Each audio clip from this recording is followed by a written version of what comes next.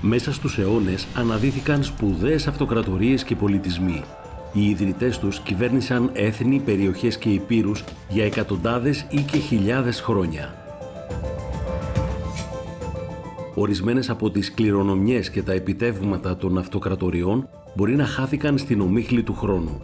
Αλλά από όσα άφησαν πίσω τους σε βράχους και ερείπια μπορούμε να ανιχνεύσουμε αξιόλογες ιστορίες.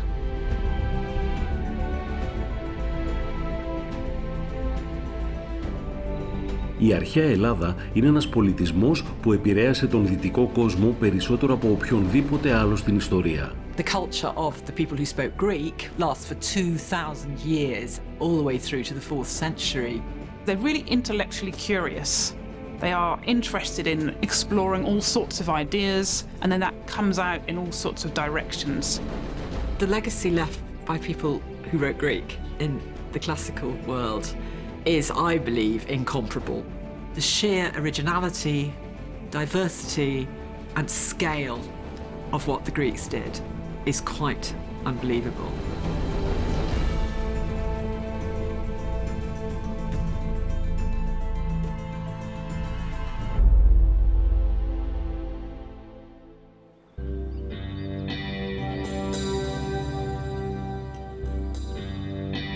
Η αρχαία Ελλάδα δεν ήταν η Ελλάδα όπως την ξέρουμε σήμερα. Στην πραγματικότητα ήταν μια ομάδα εκατοντάδων μεμονωμένων πόλεων κρατών που καταλάμβαναν τη σύγχρονη ελληνική ηπειρωτική χώρα και στα νησιά, αλλά και το μεγαλύτερο μέρος της τουρκικής ακτογραμμής, τη Μαύρη Θάλασσα, την Κύπρο, τμήματα της Αιγύπτου και της Νότιας Ιταλίας, μεγάλο μέρος της Σικελίας και τη σημερινή Μασσαλία. They're not a unified empire.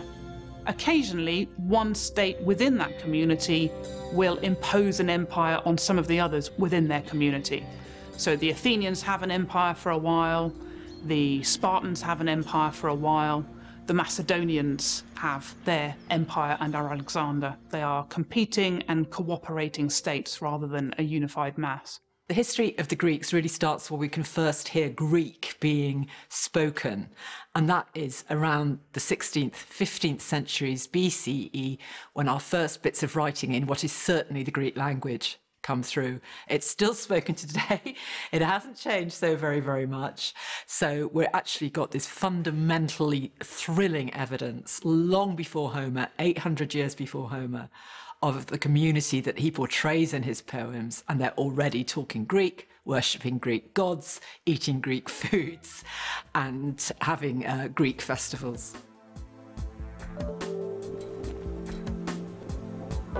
Η Ελλάδα έχει τη μεγαλύτερη ακτογραμμή στη Μεσόγειο, περίπου 14.000 χιλιόμετρα και 2.500 νησιά.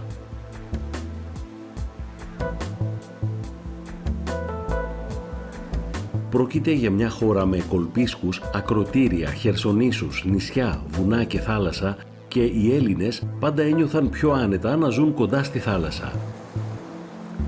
Η Ελλάδα ήταν ανέκαθεν μια χώρα ναυτικών. It was much faster, especially with the mountainous parts of Greece itself, to get anywhere by boat. You know, even if you just wanted to go from Athens to the Peloponnese, it was much quicker to get into a ship than do the land journey. So I think that the sea is absolutely in their soul. Plato famously talks about the Greeks as the frogs croaking at each other across the pond. It's actually two ponds, it's the Mediterranean and the Black Sea. But because they didn't look inwards and inland for their kin and their fellow Greeks, their fellow Greek speakers, they looked across the sea. And very many other aspects of their culture were massively affected by that. For example, they were incredible swimmers, they're incredible fishermen, they learned how to navigate by the stars, so they're great astronomers.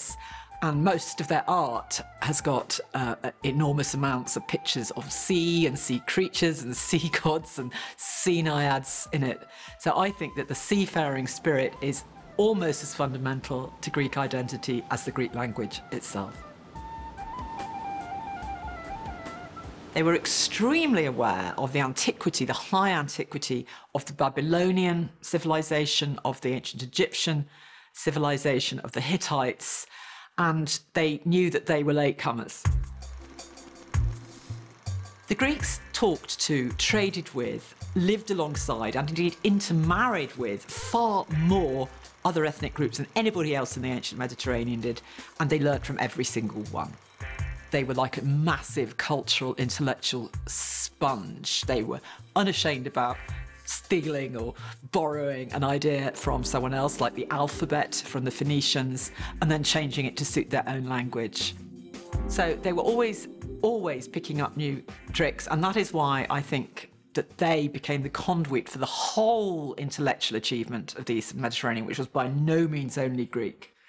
That's because they were the most heterogeneous in terms of their ethnic contacts. That is a great lesson for multicultural society today. Ο αρχαιοελληνικός πολιτισμός επικεντρώνεται στη διακυβέρνηση, την τέχνη, την αρχιτεκτονική, τη φιλοσοφία και τον αθλητισμό. Οι Έλληνες θεωρούσαν τους εαυτούς τους πολιτισμένους και τους ξένους βάρβαρους. Η Αθήνα ήταν ιδιαίτερα υπερήφανη για τη δημιουργία της δημοκρατίας και οι πολίτες αναλάμβαναν πολιτικά καθήκοντα. Οι πόλεις ανέθεταν σε καλλιτέχνες και αρχιτέκτονες να τιμούν τους θεούς τους και να ομορφαίνουν τις πόλεις τους. Οι Έλληνες φιλόσοφοι, μαθηματικοί και στοχαστές τιμώνται ακόμα και σήμερα από την κοινωνία. Ως θρησκευόμενος λαός, οι Έλληνες λάτρευαν έναν αριθμό θεών μέσω θυσιών, τελετουργιών και γιορτών. Σε κάθε σημείο της ζωής των Ελλήνων αντιστοιχούσε ένας θεός. Αυτός ήταν ένας τρόπος να εξηγήσουν τον κόσμο και τα μυστήριά του. All ancient peoples believed in gods. So the Greeks are not unusual in that. And in part, it's a way of explaining the world, but in part, it has more practical purposes, that the gods are people you can turn to help with things that are beyond human control, where human effort can only go so far. So, for example, will the weather be right for my crops to grow? Will I be blessed with having children? Will I be safe in time of war or if there's a plague? So the gods are immortal beings whom you can turn to, you can pray to, you can make dedications to in order to win their favor and try to get things to work out in the right way. But you don't just go to any god, you need to approach the particular god that has charge of the matter in question. So, for example, a farmer would pray to the goddess Demeter for his crops to grow. He and his wife would pray to Hera, the wife of Zeus, for a happy marriage. And they pray to Aphrodite, the goddess of love, to bless them with children. Sailors would pray to Poseidon to keep them safe on the seas. Ancient cultures are very religious by modern standards. The Greeks are very interested in religious life. They're very interested in the sacred. The ancient Greeks have an idea of the sacred being all around us, the divine, gods, goddesses, heroes, lesser deities. They are within the environment as well as beyond it. There is nothing that doesn't have a sacred element to it. The identity of the chief god in any sanctuary partly determines the form that it takes. Ο Ποσειδώνας ήταν ο θεός της θάλασσας. Η Αφροδίτη ήταν η θεά της ομορφιάς, του έρωτα, της επιθυμίας και της ειδονής. Ο Απόλλωνας ήταν ο θεός της μουσικής και της γνώσης. Apollo is the god of light and the sun and prophecy and very cerebral things. And he is always worshipped on the tops of very high shining mountains. In fact, the twin peaks of Delphi are called the Phaedriades, which means these shining limestone, enormous high rocks. So you always did the sort of climb into the mountains to worship Apollo. And so Delphi's a very vertical site. You go up through the different levels of sanctuary and temple, and then you arrive at the actual famous temple of Apollo where the oracles were performed. But above that is the theatre, and above that is the stadium. Ο Άρης ήταν ο θεός του θάρρους, του πολέμου, της αιματοχυσίας και της βίας. Η Αθηνά ήταν η θεά της σοφίας, της επιδεξιότητας και της ειρήνης. So Athena is always worshipped in the inner city on top of rocks, like the Acropolis. She's worshipped there in most city-states, even if they're not called Athens. And her virginity actually represents the impregnable citadel and her great shield. So you worship her when you want to have a safe place that you can draw up the drawbridges. Διόνυσος, ο θεός του κρασιού, των γιορτών, του χάους και της μέθης. Ήρα, η βασίλισσα των θεών, γυναίκα του Δία, θεά του γάμου, της γονιμότητας, του τοκετού, της οικογένειας. Ο Άδης, ο άρχοντας του κάτω κόσμου και των νεκρών αλλά και του πλούτου, ο Δίας ήταν ο πανίσχυρος πατέρας των θεών και των ανθρώπων, θεός του ουρανού, του καιρού, των κεραυνών, της τάξης και της δικαιοσύνης. Zeus is usually worshipped by wide rivers in big fertile plains, and he's the god of the oak tree. And you really sense this spiritual Zeus presence of oak forests at Olympia, which used to be, unfortunately, many of them been destroyed by wildfire, but was surrounded by really old deciduous forests. And this is where Zeus walks. He doesn't need to be on the top of a rock to be defended. He is all powerful. He strides the waterways. So each different sanctuary takes a very strong flavour from the actual god that you go there to worship, and gives us a very powerful insight into the personality of each of these most important Olympian gods. The gods are not regarded as being supremely good. They're immortal, they're very powerful, but they have human characteristics. They have the range of virtues and vices, but magnified, that human beings have. The gods were important in everybody's life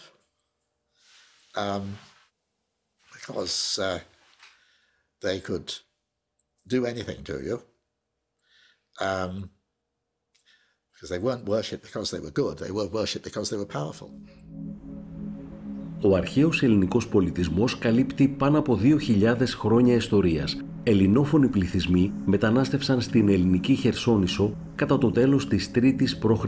χιλιετίας.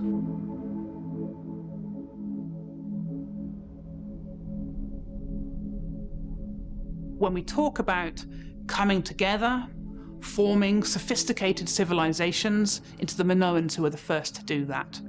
And they orientate their culture around palace complexes. Those help to manage the agricultural surplus from the wider area. They are ritual centers. They provide defense for the wider area.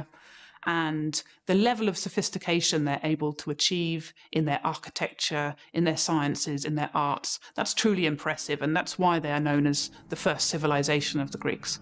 Αυτή είναι η Κνωσσός, ο μεγαλύτερος αρχαιολογικός χώρος της εποχής του Χαλκού στην Κρήτη, που έχει χαρακτηριστεί ως η αρχαιότερη πόλη της Ευρώπης. Κατοικήθηκε ήδη από την νεολιθική περίοδο. Ανακαλύφθηκε από τον Βρετανό αρχαιολόγο Sir Arthur Evans στις αρχές του 20ου αιώνα. Ο Evans ονόμασε τον πολιτισμό που ανακάλυψε εδώ μινωικό. Δεν γνωρίζουμε πολλά για αυτόν τον πολιτισμό, διότι δεν υπάρχουν πολλές γραπτές καταγραφές για αυτόν. Ο υλικός πολιτισμός τους προέρχεται κυρίως από ανασκαφές, οι οποίες αποκαλύπτουν ότι είχαν κατασκευάσει πολλά πράγματα, μεταξύ των οποίων και μοναδικές γεωμετρικές μαρμάρινες φιγούρες. Το ανάκτορο της Κνωσσού ήταν το τελετουργικό και πολιτικό κέντρο του μινωικού πολιτισμού και κουλτούρας. Στην ελληνική μυθολογία, ο βασιλιάς Μίνωας κατοικούσε σε ένα παλάτι στην Κνωσσό και είχε ένα λαβύρινθο, στον οποίο κρατούσε φυλακισμένο τον γιο του, τον Μινόταυρο. Όταν ο Sir Arthur Evans έκανε για πρώτη φορά ανασκαφές στην Κνωσσό, εσφαλμένα θεώρησε ότι βρήκε τον θρυλικό λαβύρινθο του βασιλιά Μίνωα και επίσης ότι έκανε ανασκαφές μόνο σε ένα παλάτι. Το παλάτι της Κνωσσού ήταν χτισμένο γύρω από μια μεγάλη κεντρική αυλή που συνέδε έναν λαβύρινθο 1.300 δωματίων που εκτείνονταν σε 24.000 τετραγωνικά μέτρα και συνδέονταν με ένα εκτεταμένο δίκτυο διαδρόμων. Ήταν κάτι πολύ περισσότερο από μια απλή κατοικία του μονάρχη. Στις εκτεταμένες αποθήκες βρίσκονταν μεγάλα κεραμικά δοχεία ή πίθη που χρησιμοποιούνταν για την αποθήκευση λαδιού, σιτηρών, αποξηραμένων ψαριών, φασολιών και ελιών, η θερμοκρασία των οποίων κρατούνταν χαμηλή το καλοκαίρι χάρη σε ευρύχωρες στοές που εχμαλώτιζαν τη θαλάσσια άβρα. Στην οικοδόμηση χρησιμοποιήθηκαν μινωικοί κύονες που κατασκευάζονταν από κορμούς κυπαρισιού και τοποθετούνταν σε στρογγυλές πέτρινες βάσεις. Οι τοίχοι διακοσμούνταν με νοπογραφίες, οι οποίες συνηθίζονταν στην κλασική περίοδο και απεικόνιζαν ανθρώπους, θηλυκά πλάσματα, ζώα, βλάστηση και συχνά θαλάσσια ζωή. Στην Κρήτη δημιουργήθηκαν πολλά άλλα μινωικά ανάκτορα και διοικητικά κέντρα. Η άλλη σημαντική μινωική πόλη της εποχής βρισκόταν στα νοτιοδυτικά του νησιού, στη Φεστό. Στην Κρήτη έχουν ανακαλυφθεί διάφορα συστήματα γραφής που χρονολογούνται από τη μινωική περίοδο, τα περισσότερα εκ των οποίων δεν έχουν αποκρυπτογραφηθεί μέχρι σήμερα. Ένα από αυτά εντοπίζεται στο δίσκο της Φεστού, ο οποίος ανακαλύφθηκε εδώ και διαθέτει μια μοναδική εικονογραφική γραφή. Παρότι τα ιερογλυφικά συχνά συνδέονται με τους Αιγυπτίους, υποδεικνύουν και τη σχέση των Μινωητών με τα γραπτά της Μεσοποταμίας. Ο μινωικός πολιτισμός διήρκησε από το 3700 π.Χ. έως το 1200 π.Χ. με επίκεντρο το μεσογειακό εμπόριο και την παραγωγή, καθώς οι Μινωίτες ήταν σπουδαίοι ναυτικοί. Η πολιτιστική επιρροή των Μινωητών ξεπέρασε τα όρια της Κρήτης και άγγιξε το σύμπλεγμα των Κυκλάδων καθώς και την Αίγυπτο, την Κύπρο και τις ακτές της Τουρκίας, του Λιβάνου και του Ισραήλ. Οι Μινωίτες εγκαταστάθηκαν και σε άλλα νησιά εκτός από την Κρήτη, μεταξύ των οποίων και στο ηφαιστειογενές κυκλαδίτικο νησί Θήρα, τη σημερινή Σαντορίνη. Το ηφαίστειο στη Θήρα εξεράγει στα μέσα της δεύτερης χιλιετίας π.Χ. και κατέστρεψε τη μινωική πόλη Ακροτήρη. Το Ακροτήρη θαύτηκε μέσα σε ελαφρόπετρα και τέφρα και από τότε που ξαναβρέθηκε αναφέρεται ως η Μινωική Πομπία, καθώς οι νοπογραφίες στο Ακροτήρη διατηρήθηκαν χάρη στην ηφαιστειακή τέφρα. Εδώ εντοπίζονται και μερικοί από τους καλύτερους Μινωίτες καλλιτέχνες. Η νοπογραφία με τις κροκοσυλέκτριες είναι ευρέως γνωστή. Οι Μινωίτες εμπορεύονταν κρόκο, ο οποίος ευδοκιμούσε στη λεκάνη του Αιγαίου. Χρησιμοποιούταν για βαφή και η αξία του μπορούσε να συγκριθεί με εκείνη του μαύρου πιπεριού. Κατά τη διάρκεια της ανασκαφής του στην Κνωσό, ο Εύανς είχε εγκατασταθεί στην περιοχή και μάλιστα έχτισε αυτή τη βίλα, τη Βίλα Αριάδνη, που βρίσκεται ακόμα και σήμερα εδώ ως σπίτι και έδρα για την επίβλεψη των ανασκαφών. One of the activities that we know they're interested in, for example, is bull jumping. So impressive, so dramatic, bringing bulls into that public space, having the young men athletically, literally dive over them in performance. It's a ritual activity. It's also an activity that provides spectacle, opportunities for display, for achievement. Absolutely wonderful. Πιστεύετε ότι τα ταυροκαθάψια ήταν μια λατρευτική τελετουργία. Ο Άλτης άρπαζε κυριολεκτικά τον ταύρο από τα κέρατα, γεγονός που έκανε τον ταύρο να τραντάζει το λαιμό του προς τα πάνω. Αυτό το τράνταγμα έδινε στον Άλτη την απαραίτητη ορμή για να εκτελέσει τούμπες και άλλα ακροβατικά. Ενώ ο διπλός Πέλεκης συνέχισε να διατηρεί την πρακτική του χρήση ως εργαλείο δασοκομείας και εσκαλίσματος στον μινωικό πολιτισμό, απέκτησε μια ιδιαίτερη θρησκευτική σημασία. Για τους Μινωίτες της Κρήτης, το σύμβολο συνδέθηκε ιδιαίτερα με τις θηλυκές θεότητες και τις ιέριες και έτσι έγινε συνώνυμο της μητριαρχίας. Στο μινωικό πολιτισμό, αν μια γυναίκα είχε στα χέρια της έναν τέτοιο πέλεκι, αυτό θα υποδήλωνε ότι κατήχε ισχυρή θέση μέσα στη μινωική κοινωνία. Οι Μινωίτες άνδρες φορούσαν περιζώματα και φούστες. Οι γυναίκες φορούσαν χιτώνες με κοντά μανίκια και πλουμιστές φούστες. Οι γυναίκες μπορούσαν επίσης να αφορούν εφαρμοστά περικόρμια και τα σχέδια των ενδυμάτων είχαν συμμετρικά γεωμετρικά σχέδια. We know that the Minoans wrote. They had a form of writing which in the modern world is known as Linear A. However, that's never been deciphered, so it's not possible to read their intricate thoughts about things. And in that sense, they're sort of a mystery to us. And yet, the beauty of their artwork, the complexity of their palace lives do indicate to us that they are a sophisticated people with a great love of aesthetics, of art, of communal activities. They are extremely well organized. They are extremely operationally efficient. And this goes on for a really long time. Η επόμενη κυρίαρχη δύναμη της αρχαίας Ελλάδας, οι Μικηναίοι, φημίζονται για τα γιγάντια οχυρά τους σε κορυφές λόφων και οι κατασκευές αυτές βρίσκονται κοντά στην ακτή. Ήταν και εκείνοι ναυτικοί, επηρεασμένοι σε μεγάλο βαθμό από τους Μινωίτες. Οι μινωικές επιρροές γίνονται εμφανείς στις σωζόμενες νοπογραφίες τους. Οι Μικηναίοι φημίζονται για την κατασκευή αυτών των μεγάλων φρουρίων σε κορυφές λόφων, όπως είναι αυτός της Μικίνες στην Πελοπόννησο. Και αυτό στην κοντινή Τύρινθα. Αυτά τα τείχη ήταν κατασκευασμένα από γιγάντιους λίθους και ονομάστηκαν Κυκλόπια, καθότι έμοιαζαν να έχουν χτιστεί από τον μυθικό γίγαντα Κύκλοπα. The Mycenaean citadels really are something else. Yes, absolutely enormous defensive walls, and even the quarrying of the stones for those materials, extremely laborious. They are organized enough that they have the ability to put together a workforce. So they have a workforce through which they can either collect these enormous stones and convey them a long distance, typically using trees that have been felled, and then you can maneuver rocks on them, and the kind of workforce that is available for getting rock from the rock face. If you have got quite complex pulleys, which were all developed through sea power, actually a lot of the systems of levers and pulleys were because they were maritime people. They figured out how to use that. You can drag rocks for many, many miles. And if you have enough people, you can chisel them all into shape. We're talking degrees of manpower that are just inconceivable for us since the Industrial Revolution, and organized manpower. Αυτό οδήγησε τους αρχαιολόγους να συγκρίνουν τα τείχη με τις πυραμίδες της Αιγύπτου, ιδιαίτερα μετά την ανακάλυψη από τον Γερμανό αρχαιολόγο Ερίκο Σλίμαν αυτού του περίτεχνου βασιλικού ταφικού μνημείου μέσα στο φρούριο των Μικηνών. Οι ανασκαφές οδήγησαν στην ανακάλυψη θησαυρών, μεταξύ των οποίων και αυτά τα χρυσά προσωπία. We're talking about very lavish burials. This is quite different from the behavior of the Minoans. They provide a lot of burial goods. They're also interested in cutting elaborate tombs.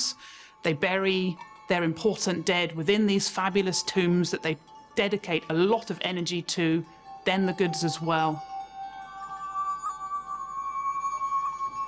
Σε ορισμένα σημεία, τα τείχη της Τύρινθας έχουν ύψος έως και 7 μέτρα. Αρχικά είχαν ύψος 10 μέτρα. Τα τείχη έχουν επίσης μεγάλο πάχος, που συνήθως ανέρχεται σε 6 μέτρα, έως και 17 μέτρα στα σημεία όπου περνάει μια πολύπλοκη, εναλλασσόμενη σύραγγα σειράγκων, καθιστώντας το φρούριο σχεδόν απόρθητο. Το 1300 π.Χ. η Ακρόπολη και η Κάτω Πόλη είχαν πληθυσμό 10.000 ανθρώπων, καλύπτοντας 250.000 τετραγωνικά μέτρα. Τα οχυρά σε λόφους που έγιναν γνωστά χάρη στους Μικηναίους υιοθετήθηκαν και από άλλους Έλληνες, όχι μόνο ως μορφή άμυνας απέναντι σε εχθρικούς αντιπάλους. Ο μικηναϊκός πολιτισμός τελικά κατέρευσε και πολλές από τις ακροπόλεις τους καταλήφθηκαν κατά τη διάρκεια των σκοτεινών αιώνων. Τοποθεσίες όπως η Ελεύθερνα στην Κρήτη εγκαταλείφθηκαν ή καταστράφηκαν.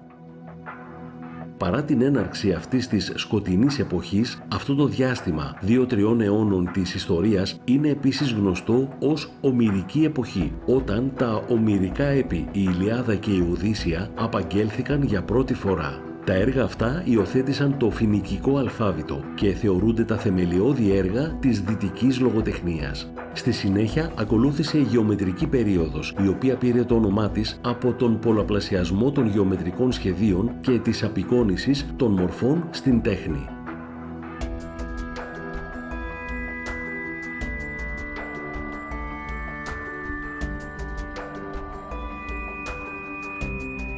Μέχρι τώρα είχαν αναδυθεί στην ηπειρωτική Ελλάδα αρκετές πόλεις κράτη με μεγάλες δυνάμεις όπως η Αθήνα, η Σπάρτη, η Θήβα και η Κόρινθος.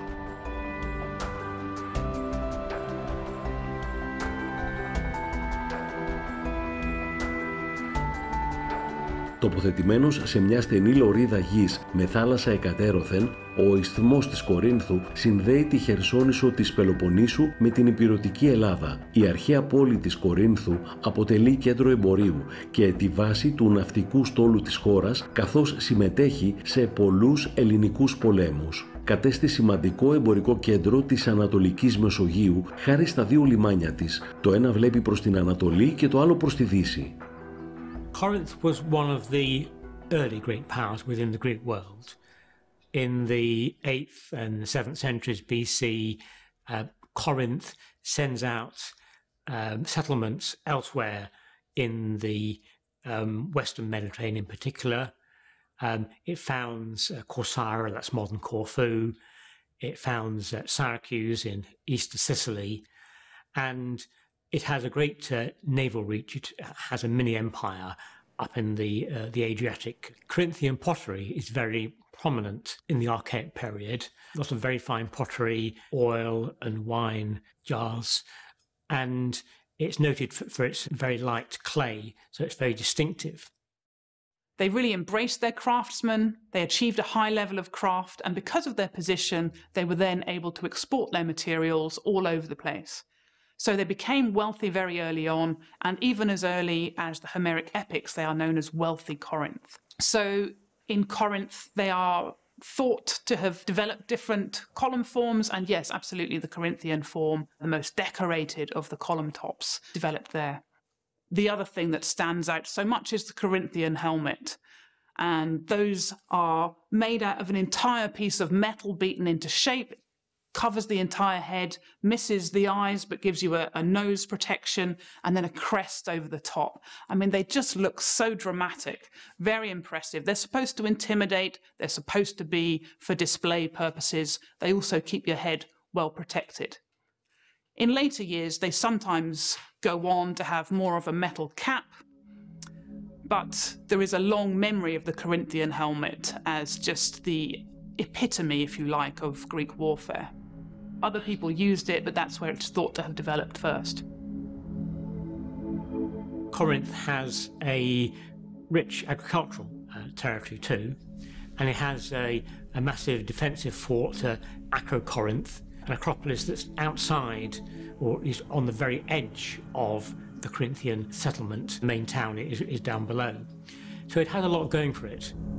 Ο χώρος ανασκάφηκε για πρώτη φορά το 1892 και σε αυτό κυριαρχούσε ο εντυπωσιακός ναός του Απόλλωνα. Ο χώρος ανασκάφηκε για πρώτη φορά το 1892 και σε αυτό κυριαρχούσε ο εντυπωσιακός ναός του Απόλλωνα. Μετά τους Μικηναίους, οι αρχαίοι Έλληνες συνήθιζαν να οχυρώνουν τους οικισμούς τους στην κορυφή των βουνών. Οι Κορίνθιοι έχτισαν πάνω σε αυτόν τον γιγάντιο πέτρινο βράχο. Ακόμα και σήμερα είναι ορατά τα ερείπια στην κορυφή του βράχου από τα ερείπια της αρχαίας Κορίνθου που βρίσκονται από κάτω. The Corinthians are not the first to use their Acropolis. That takes place all over the Greek world. And in some ways it's almost too high. So they do use it, but they don't use it. It's not quite as integrated into their city and everyday life as the Athenian Acropolis is, for example, and some of the others. But yes, it gives them such control over the landscape. You can see for so far, you can see the movement of armies, you can see the movement of smaller groups, the way you can see the sea. It's really splendid. An Acropolis allows you to control the landscape. You can see who's approaching. You can also see the weather. You can also watch the movement of the stars. You can see omens. This is an environment in which people read the landscape for possible signs from the gods. Περίπου αυτή την εποχή οι Έλληνες άρχισαν να ιδρύουν αποικίες κατά μήκος των ακτών της Μεσογείου και της Μαύρης Θάλασσας και οι πολιτιστικές ανταλλαγές και το εμπόριο αναπτύχθηκαν. Πρόκειται για ένα από τα καλύτερα διατηρημένα αρχαία μνημεία στον κόσμο. Η ελληνική πόλη Ποσειδονία χρονολογείται περίπου από το 600 π.Χ. και βρίσκεται σε μια παράκτια πεδιάδα περίπου μια ώρα με το αμάξι νότια της Νάπολης στην Ιταλία. Η Ποσειδονία έμεινε χαμένη και παραμελημένη για σχεδόν μια χιλιετία μέχρι που ανακαλύφθηκε ξανά από ταξιδιώτες τον 17ο αιώνα. 100 χρόνια αργότερα συμπεριλήφθηκε στο λεγόμενο Μεγάλο Ταξίδι, ένα ταξίδι στα επικά πολιτιστικά μέρη της Μεσογείου από ομορφωμένους και συνήθως πλούσιους ταξιδιώτες που γοητεύονταν από τα θαύματα του αρχαίου κόσμου. Περιτριγυρισμένο από 8 χιλιόμετρα ετοιμόρροπων τυχών, στο επίκεντρο του χώρου υπάρχουν τα ερείπια 3 μεγαλοπρεπών ναών. Οι τεράστιοι οικείονές τους είναι δείγμα της δωρικής αρχιτεκτονικής που επηρέασε σημαντικά τον κόσμο. Ο πιο επιβλητικός είναι ο ναός του Ποσειδώνα που χτίστηκε στα μέσα του 5ου αιώνα, αλλά ορισμένοι μελετητές πιστεύουν ότι ήταν αφιερωμένος στον Απόλλωνα. Δίπλα του βρίσκεται ο ναός που χτίστηκε περίπου την ίδια εποχή και πιστεύεται ότι είναι αφιερωμένος στην Ήρα, τη σύζυγο του Δία.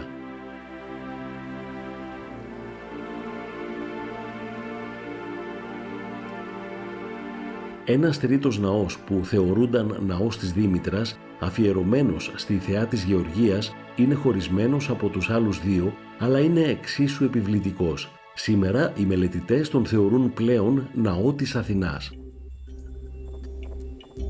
Μεταξύ των ναών, ο επισκέπτης μπορεί να εξερευνήσει τη διάταξη της αρχαίας πόλης, τους δρόμους, τα σπίτια και τα δημόσια κτίρια της, και στο επιτόπιο μουσείο μια συλλογή αντικειμένων από τους διάσημους τάφους της πόλης, συμπεριλαμβανομένων των όμορφων τοιχογραφιών από τον λεγόμενο τάφο του Δίτη, που χρονολογείται από το 470 π.Χ.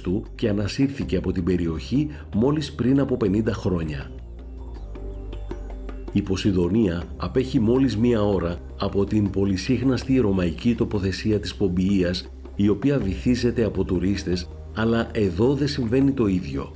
Το βράδυ, όταν τα ερείπια φωτίζονται, ο χώρος παραμένει ανοιχτός, ώστε οι ταξιδιώτες να μπορούν να περιπλανηθούν ανάμεσα στα ερείπια, μια μοναδική και μαγευτική εμπειρία για όσους γοητεύονται από τα θαύματα του αρχαίου κόσμου.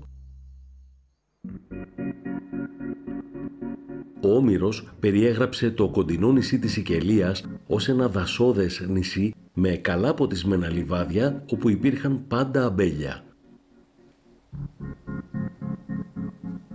Ο Σεληνούντας ιδρύθηκε το 650 π.Χ. και ήταν μια ευημερούσα αλλά αβραχίδια ελληνική πόλη. Ως η δυτικότερη ελληνική αποικία στη Σικελία ήταν πιθανώς πιο δύσκολο να ελεγχθεί και να διαφυλαχθεί, και οι πόλεμοι εναντίον των Καρχιδονίων οδήγησαν τελικά στην κατάρρευσή της μόλις 240 χρόνια μετά την ίδρυσή της. Σήμερα ωστόσο η περιοχή διαθέτει μια αξιόλογη συλλογή ναών δωρικού ρυθμού και άλλα ενδιαφέροντα ερείπια. Η Ακρόπολη βρίσκεται σε ένα χαλικώδες οροπέδιο που προεξέχει της θάλασσας. Η Σικελία διαδραμάτισε νευραλγικό ρόλο στον αρχαίο μεσογειακό κόσμο και κατά μήκος της ακτογραμμής της εντοπίζονται ίχνη από τα πολλά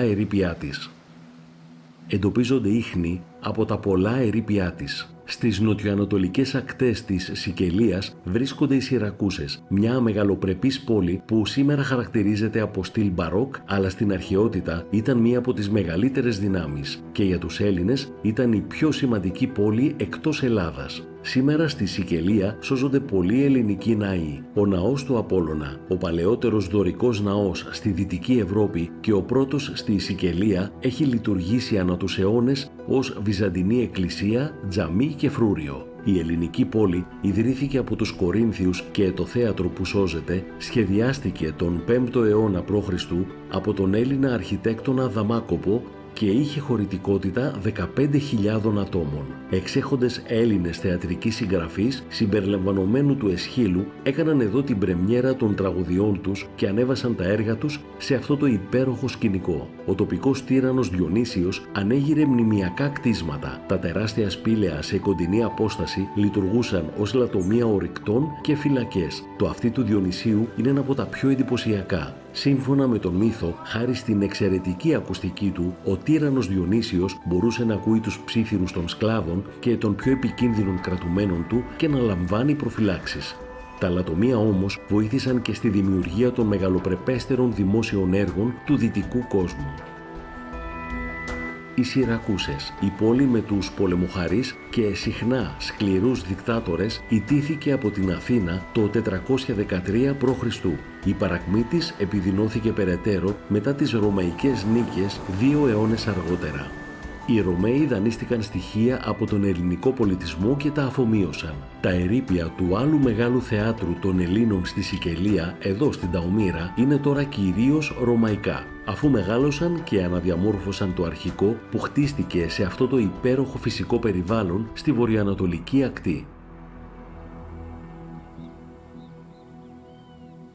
Στην αρχαία Ελλάδα, οι μεγάλες αντίπαλες πόλεις κράτη ήταν η Αθήνα και η Σπάρτη. Sparta is important before Athens is. Sparta is already the leading Greek state around the middle of the 6th century BC, and Sparta plays a key role in liberating Athens from the tyrants that were ruling Athens in the later 6th century. Η Σπάρτη αποτελούσε ισχυρή δύναμη πριν από την Αθήνα και οι Σπαρτιάτες έγιναν γνωστοί για τις στρατιωτικές τους ικανότητες. Οι οπλίτες δεν ήταν επαγγελματίες στρατιώτες, αλλά συνήθως πολίτες της μεσαίας τάξης που είχαν την οικονομική δυνατότητα να προμηθεύονται τον δικό τους εξοπλισμό. Φορούσαν εξατομικευμένη πανοπλία και διέθεταν όπλα που ήταν διακοσμημένα με οικογενειακά ή φυλετικά εμβλήματα και περνούσαν από οικογένεια σε οικογένεια. Οι μεγάλες σκύλες ασπίδες χρησιμοποιούσαν την αργιακή λαβή, δηλαδή η λαβή τοποθετούνταν στην άκρη της ασπίδας ώστε να μπορεί να υποστηρίζεται από τον ώμο και τον πύχη. Το κορινθιακό κράνος ήταν πλέον σύνηθες λόγω του επιτυχημένου σχεδιασμού του και συχνά διακοσμούνταν με ένα λοφείο από τρίχες αλόγου. Το κύριο επιθετικό όπλο ήταν ένα μακρύ δόρυ, αλλά οι οπλίτες συχνά έφεραν ένα ξύφος σε περίπτωση που τα δώρατά τους έσπαγαν ή χάνονταν. Το ξύφος διαπερνούσε τα κενά στο τείχομα της ασπίδας του εχθρού, στην απροστάτευτη βουβονική χώρα ή στο λαιμό. There is a lot of war in ancient Greece. They are often fighting each other, they're often working as mercenaries, sometimes they're dealing with invaders, so the military is an important aspect of their culture. The Greeks have a fantastic sense of style when it comes to warfare. That's partly because warfare is important to their culture, so they're interested in their own personal display. Most of the time when the Greeks go to war, they provide their own equipment. They're not equipped by the state, so there is room for self-expression. Much of the time they use very large shields.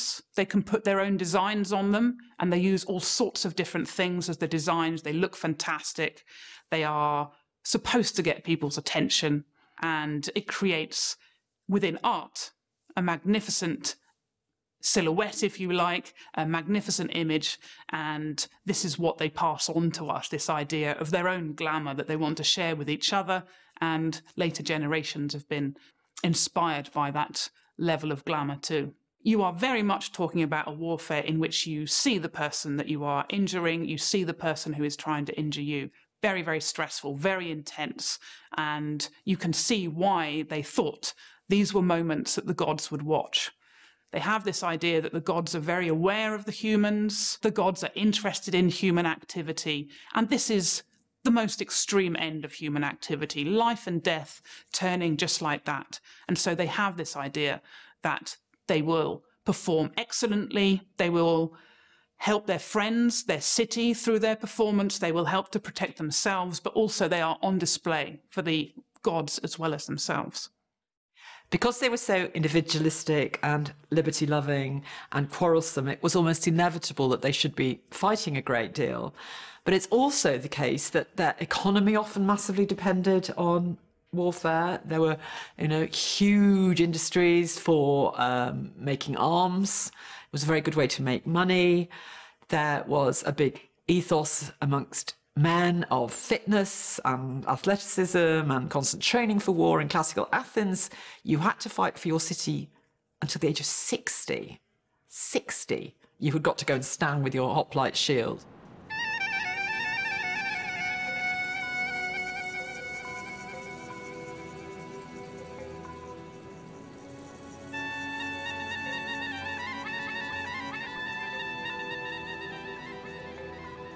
Η Περσέπολη στο σημερινό Ιράν. Τον 6ο αιώνα π.Χ. αυτή ήταν η πρωτεύουσα της τεράστιας Περσικής Αυτοκρατορίας, της μεγαλύτερης αυτοκρατορίας στον κόσμο εκείνη την εποχή. Η Περσική εισβολή στην Ελλάδα με επικεφαλής αρχικά τον Δαρείο τον Πρώτο και στη συνέχεια τον γιο του Ξέρξη ένωσε την Ελλάδα ενάντια σε ένα κοινό εχθρό.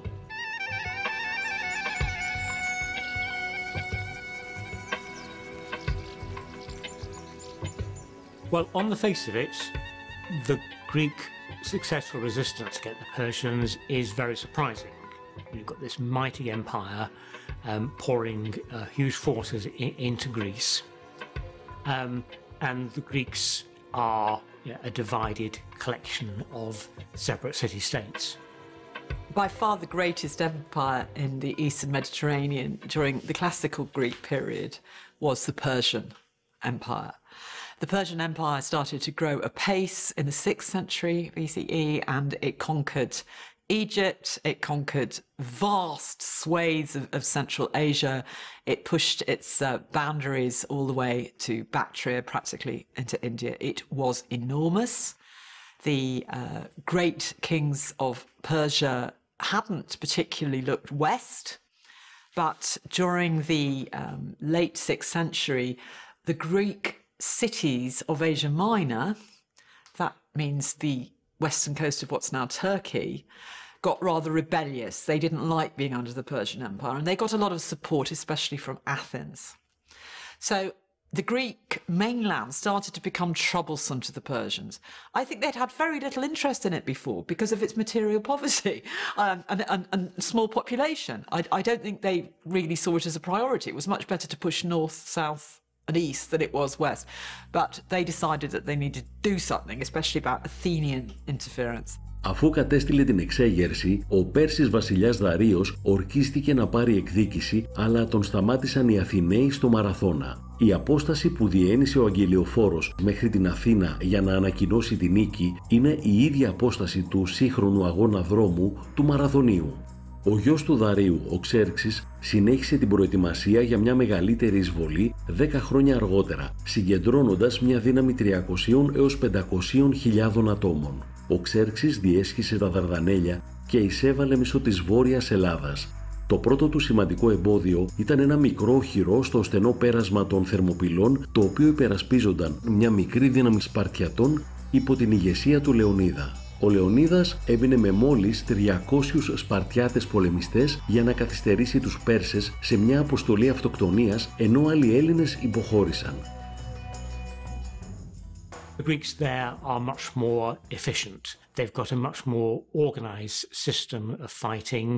Some scholars think that in order to work effectively, the phalanx has to be very tightly knit. The people in their rows need to be very close to each other so that the overlapping shield on your left arm protects the right-hand side of the man to your left, and you're protected by the man to your right. You knew you were in for a very tough fight when you were fighting the Spartans.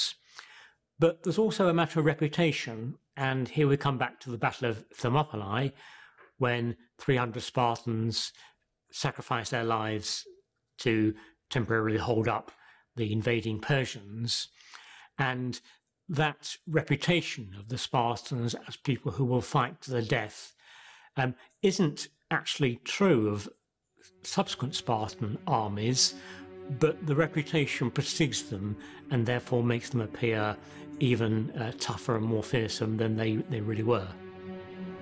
Η Αθήνα όμως ήταν ακόμα ανοιχτή. Ο περσικός στόλος ξεγελάστηκε και έπλευσε απερίσκεπτα στο στενό μεταξύ Σαλαμίνας και ηπειρωτικής χώρας. Εδώ παγιδεύτηκαν από έναν κρυμμένο ελληνικό στόλο που αποτελούνταν από τις πιο ευέλικτες ελληνικές τριήρεις. Οι τριήρεις, που πήραν το όνομά τους από μία λέξη που σημαίνει τρεις σειρές με κουπιά, ήταν γρήγορα και ευέλικτα πολεμικά πλοία μήκους περίπου 37 μέτρων, τα οποία κυριαρχούσαν στη Μεσόγειο θάλασσα από τον 7ο έως τον 4ο αιώνα π.Χ. Αν και το πλοίο διέθετε πανιά, η κίνησή του προερχόταν κυρίως από 170 κουπιά σε 3 επίπεδα, το ένα πάνω από το άλλο.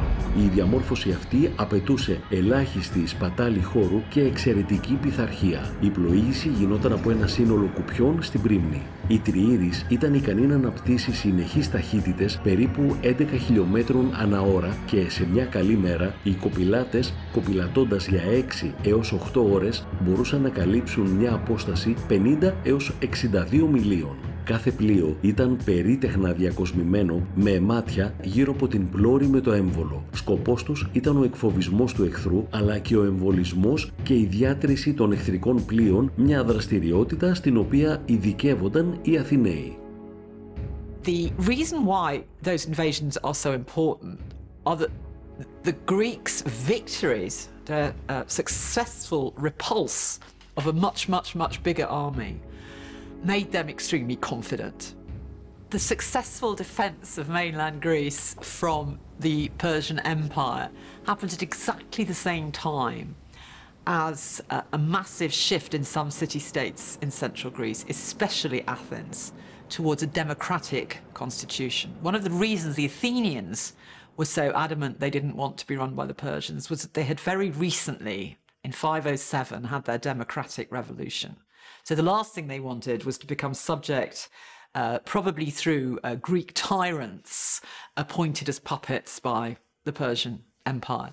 So somehow their democracy and their ideals of freedom were absolutely hand in hand with the defeat of the Persians. So it's no accident that Athens' own empire under Pericles grew to its height in the 30-40 years after the Persian Wars.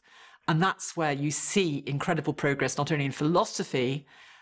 Athens becomes the centre, the philosophical centre of ancient Greece. Socrates and the other, the pre-Socratic philosophers are all teaching and studying in Athens. You also have Pericles deciding finally to rebuild the Acropolis that the Persians destroyed the temples of and give us those amazing buildings of the Parthenon and the Erechtheion that still stand on the Acropolis. It's when the great theatre works were first put on. The 30 great Greek tragedies we've got were all put on in the wake of the Persian Wars between 472 and 405. And in lyric poetry, in history writing, both Herodotus and Thucydides are working, they're either in Athens or actually Athenian, inventing the genre of history. You've got schools of rhetoric, of political debate, which again goes with the democracy. And you have Athens leading an alliance which later turned into their own mini-empire against Persian power. Εδώ στην Αθήνα, ο Περικλής εκφώνησε έναν από τους σημαντικότερους λόγους στη δυτική ιστορία. Ένα λόγο που έχει αποτελέσει έμπνευση για πολλές μεγάλες ομιλίες από τότε, συμπεριλαμβανομένης της ομιλίας του Λίνκολν. Η κυβέρνησή μας ονομάζεται Δημοκρατία επειδή λειτουργεί για λογαριασμό των πολλών και όχι των λίγων. Όλοι έχουν τα ίδια δικαιώματα με όλους τους άλλους. Όταν πρόκειται για την κοινωνική θέση, οι άνθρωποι κατατάσσονται σύμφωνα με τη φήμη τους. Το ταξικό τους υπόβαθρο παίζει μικρότερο ρόλο. Η φτώχεια δεν αποτελεί εμπόδιο. Ασήμαντα γεγονότα δεν αποτελούν τροχοπέδι για έναν άνδρα όταν πρέπει να πράξει κάτι προς όφελος της πόλης. Το σκηνικό ήταν έτοιμο για τη χρυσή εποχή της κλασικής Ελλάδας. Τα επόμενα 300 χρόνια σπουδαία μνημεία θα αναδείξουν τα μεγαλύτερα επιτεύγματα των αρχαίων Ελλήνων. Η θρησκεία της στους Δελφούς, η δραματική τέχνη της στην Επίδαυρο, η αθλητική της Ανδρεία στην Ολυμπία και η υπέροχη γλυπτική και η αρχιτεκτονική της στη μεγαλειώδη Ακρόπολη, στην πρωτεύουσά της, την Αθήνα. Η συνέχεια και το τέλος στο επόμενο επεισόδιο. Αφήγηση Βασίλης Μπακογιάννης. Η ηχογράφηση και η τεχνική επεξεργασία έγινε στα στούντιο της Video Press.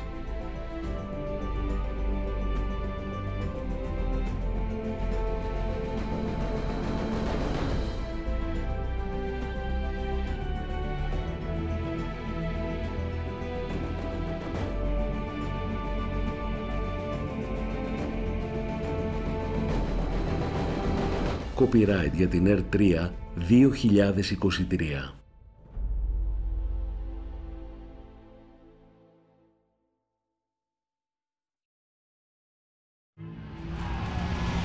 Μέσα στους αιώνες αναδύθηκαν σπουδαίες αυτοκρατορίες και πολιτισμοί. Οι ιδρυτές τους κυβέρνησαν έθνη, περιοχές και υπήρους για εκατοντάδες ή και χιλιάδες χρόνια. Ορισμένες από τις κληρονομιές και τα επιτεύγματα των αυτοκρατοριών μπορεί να χάθηκαν στην ομίχλη του χρόνου. Αλλά από όσα άφησαν πίσω τους σε βράχους και ερείπια μπορούμε να ανιχνεύσουμε αξιόλογες ιστορίες.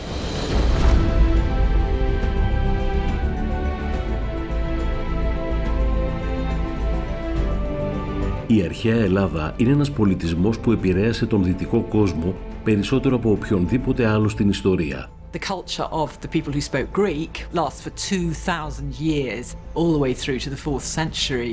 They're really intellectually curious. They are interested in exploring all sorts of ideas, and then that comes out in all sorts of directions.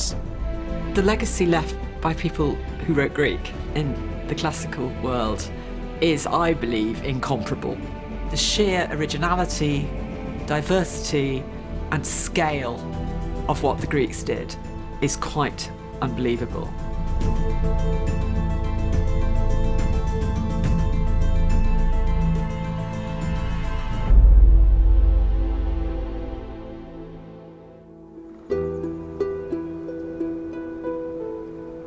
Στο προηγούμενο επεισόδιο εξερευνήσαμε τη γέννηση του αρχαίου ελληνικού πολιτισμού μέσα από τη σπουδαία τέχνη και τις νοπογραφίες των μινωητών της Κρήτης μέχρι τα γιγάντια φρούρια των Μικηναίων. Η άνοδος των ελληνικών πόλεων κρατών όπως η Κόρινθος οδήγησε στην επέκταση των ελληνικών πόλεων κρατών σε όλη τη Μεσόγειο και την Εγγύς Ανατολή, σε μέρη όπως η Ποσειδονία στη Νότια Ιταλία και οι Σιρακούσες στη Σικελία. Η αναπάντηχη νίκη επί ενός πανίσχυρου αντιπάλου στους Περσικούς πολέμους άνοιξε το δρόμο για τη χρυσή εποχή της αρχαίας Ελλάδας.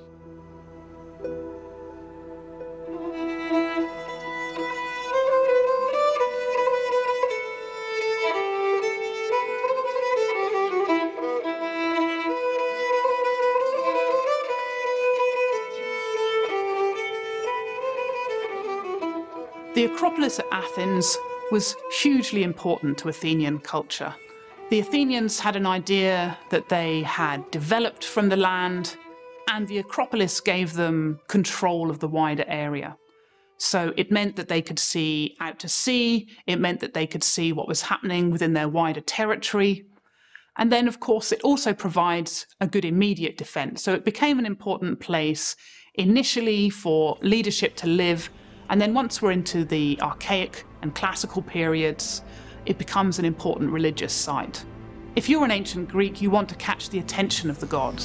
So a very prominent high point, ideal for putting sites of religious worship up there. Η Ακρόπολη, αφού καταστράφηκε από τους Πέρσες όταν κατέλαβαν την πόλη, ξαναχτίστηκε. Χρονολογείται από τον 5ο αιώνα π.Χ. και διατήρησε το ρόλο της ως κατεξοχήν ιερό στην Αθηνά για πολλούς αιώνες. Η περιοχή βρήθη πολυάριθμων μνημείων μεγάλης ιστορικής σημασίας, όπως ο Παρθενώνας, ένας ναός που ήταν αφιερωμένος στη θεά Αθηνά, και το θέατρο του Διονύσου. Η Ακρόπολη είναι το πιο ολοκληρωμένο αρχαίο ελληνικό συγκρότημα που σώζεται μέχρι και σήμερα. Most cities would pick a chief deity, a patron deity, to look after them as a community. They would worship other deities, but they would have a chief one. For the Athenians, it was Athena. Other deities were worshipped on the Acropolis as well. So there is a mixture of both male and female deities on the Acropolis, but Athena is the most prominent one as the patron deity of the city. When Pericles, for example, decided to completely rebuild the temples of the Acropolis, he sought out the best architects and sculptors in the Greek world. He was very clear that he wanted to make a monument that was famous and that would leave Athens on the map for many centuries, that everybody who went to Athens thought, gosh, they had the best. They had the best architects and artists in the world, and he got them from other places, not just Athens. Sort of did a search for it. And we know from the contemporary theatre that these architects were actually celebrated and famous. That's why we know the names of people like Iktinus. So there's actually a cult of excellence, there's a celebration of excellence. We've got a very individualistic culture, but it's dedicated to creating community art. And I think that's the really important thing, is that people were rivalrous, but for the public good. Με τη ζωφόρο του να αποτείει φορό τιμής στη νίκη των Ελλήνων επί των Περσών, ο μικροσκοπικός ναός της Αθηνάς Νίκης πλαισίωνε την είσοδο της Ακρόπολης, μια μνημιακή πύλη που ονομαζόταν Προπήλαια. Ανατολικά της εισόδου και βόρεια του Παρθενώνα βρίσκεται ένας ναός που ήταν γνωστός ως Ερέχθιο και ήταν αφιερωμένος στη θεά Αθηνά και στον Ποσειδώνα. Στη νότια πλευρά δέσποζε η περίφημη πρόσταση των Κορών. Στο κέντρο της Ακρόπολης βρίσκεται ο Παρθενώνας ή ο ναός της Αθηνάς Παρθένου. Θεωρείται ο πιο άρτιος δωρικός ναός της κλασικής αρχαιότητας και χτίστηκε μεταξύ 447 και 438 π.Χ. The stone that built the Acropolis was dug up 17 kilometres away, high on Mount Pandeli, and we still don't really know how on earth they got those huge bits of marble that made the columns across those 17 kilometres up the steep hill that makes the propylaea. There are some signs that there were pulleys or rollers. But without the kind of electronic and steam and combustion engine power that we can command, it still remains an utterly breathtaking achievement, absolutely equivalent to the building of the pyramids. But I think the reason why it was so good was that it was actually unusually all designed as one great sanctuary. And that is because the Persians had burnt all the old temples down. Most ancient Greek sanctuaries like Delphi were a gradual accretion of different buildings. Now, that's very architecturally interesting to have hundreds of years of layers. But in Athens, it was actually aesthetically designed as a unit by the great Phidias, and with Pericles himself apparently going to look at the plans almost every single day. The views are incredibly well designed and thought about, so that as you enter the Parthenon, you walk around the frieze, but you can see different parts of Athens that it relates to. And as you leave the propylaea, you see glittering in the distance the harbour of Piraeus with the island of Salamis, where the great naval victory was scored. So nature and landscape were all designed at what is a single vision by these architects. Στην καρδιά της Ακρόπολης βρίσκεται το πιο διάσημο οικοδόμημά της, ο Παρθενώνας. Ο ναός ορίζεται από μια εξωτερική κοιονοστοιχεία που αποτελείται από 8 κύονες με 17 κύονες να διατρέχουν κάθε πλευρά του. Μεγάλο μέρος της γλυπτικής διακόσμησης έχει χαθεί, καταστραφεί ή λαιλατηθεί στο πέρασμα των αιώνων, αλλά γνωρίζουμε ότι η διακόσμηση αποτελούνταν από 92 μετώπες, 32 σε κάθε μία από τις μακρές πλευρές και 14 σε κάθε μία από τις στενές. Μια συνεχή ζωφόρος μήκους 160 μέτρων με 50 φιγούρες που συμπληρώνουν τα τριγωνικά αετώματα. Αρχικά υπήρχε ένα γιγάντιο άγαλμα της Αθηνάς ύψους 12 μέτρων που στεγαζόταν στο εσωτερικό του ναού. Η θεά έστεκε όρθια και ήταν περίτεχνα διακοσμημένη με πλήρη πανοπλία. Στο ένα της χέρι κρατούσε μια φτερωτή νίκη και το αριστερό της χέρι ήταν ακουμπισμένο στην ασπίδα της. Τα γυμνά μέρη του αγάλματος ήταν φτιαγμένα από ελεφαντόδοντο και τα υπόλοιπα από φύλλα χρυσού που ζύγιζαν πάνω από 1000 κιλά. Το ερέχθιο είναι ένα κτίριο αφιερωμένο τόσο στην Αθηνά όσο και στον Ποσειδώνα. Πιστεύετε ότι η περίφημη πρόσταση των κορών αποτελεί το υπέργειο τμήμα του τάφου του μυθικού βασιλιά της Αθήνας. Στις αρχές του 19ου αιώνα, ο Βρετανός Λόρδος ΕΛΛΗΝ αφαίρεσε μία από τις καριάτιδες, η οποία βρίσκεται σήμερα στο Βρετανικό Μουσείο. Η κόμωση των καριάτιδων είναι περίτεχνη με μια πυκνή πλεξούδα και με τις μπούκλες να πέφτουν στο λαιμό τους και πάνω από το στήθος τους. Στην Ακρόπολη βρέθηκαν πολλά αγάλματα νεαρών γυναικών, γνωστά ως κόρε. Παρουσιάζουν μια ασυνήθιστη ποικιλία μεγέθους και στυλ. Τα περισσότερα είναι νεαρών κοριτσιών που στέκονται όρθια και κρατούν μια προσφορά για τη θεά και είχαν φτιαχτεί ως αφιερώσεις για τους θεούς. The extraordinary number of important goddesses, female heroes, female figures in Greek tragedy, depictions of maidens and nymphs and dryads and hamadryads in the art is all part and parcel of the very important presence. I would even say women were more important in religion in some ways than men. They were believed to have a sort of spiritual connection with divinity that went alongside the irrationality that they were supposed to have, which excluded them from public life. They're actually seen as more numinous and more in touch with the gods. That's why the Pythia, the priestess of Apollo at Delphi, is a female. But it's very important when we're denouncing the sexism and unfairness of the lot of women in ancient Greece to remember that political rights aren't the only sphere of influence.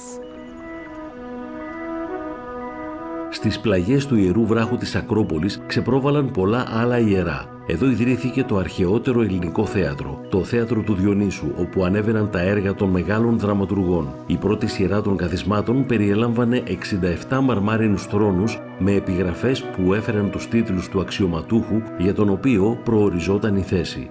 Dionysus was connected with two things which were important in drama, and that is mask and costume. Masked dancers in the service of Dionysus seems to have been a very ancient thing, and he himself was often depicted in a costume which ordinarily ought to have been that of a woman.